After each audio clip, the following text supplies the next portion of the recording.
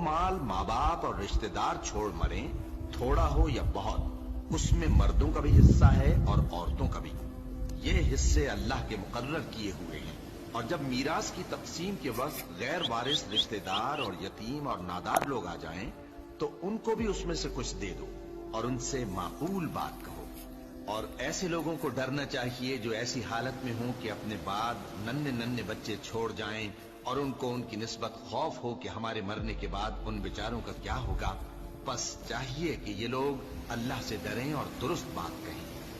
जो लोग यतीमों का माल नाजायज तौर पर खाते हैं वो अपने पेट में आग भरते हैं और जरूर दोज़ख में डाले जाएंगे। अल्लाह तुम्हारी औलाद के बारे में तुमको इरशाद फरमाता है कि एक लड़के का हिस्सा 2 लड़कियों के हिस्से के बराबर है। और अगर औलाद मैयत सिर्फ लड़कियां ही हों, यानी 2 या 2 से ज्यादा, तो कुल तरके में उनका 2/3 है। और अगर सिर्फ एक लड़की हो तो उसका निस्फ है। और मैयत के माँ बाप का यानी दोनों में से हर एक का तरके में 6ठा हिस्सा है, बशर्ते के मैयत की औलाद हो। और अगर औलाद न हो और सिर्फ माँ बाप ही उसके वारिस हों तो 1/3 माँ का हिस्सा है।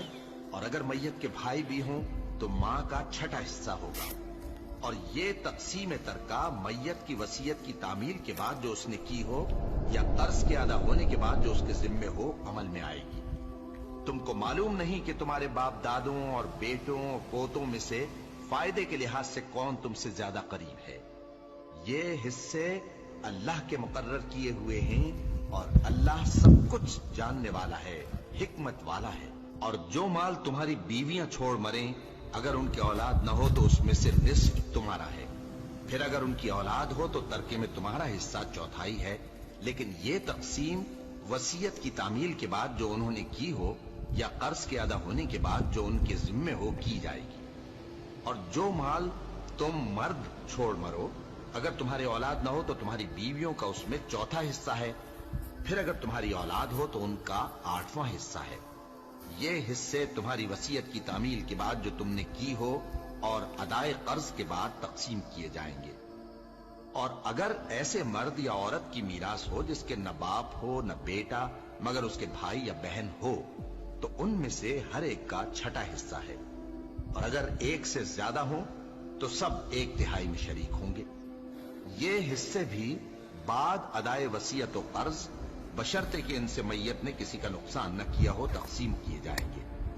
ये अल्लाह का फरमान है और अल्लाह निहायत इल्म वाला है, बुर्दबार है। ये तमाम अहकाम अल्लाह की हदें हैं। और जो शख्स अल्लाह और उसके पैगंबर की फर्माबरदारी करेगा, अल्लाह उसको बहिश्तों में दाखिल करेगा जिनमें नहरें बह रही हैं, वो उनमें हमेशा रहेंगे और ये बड़ी कामयाबी है।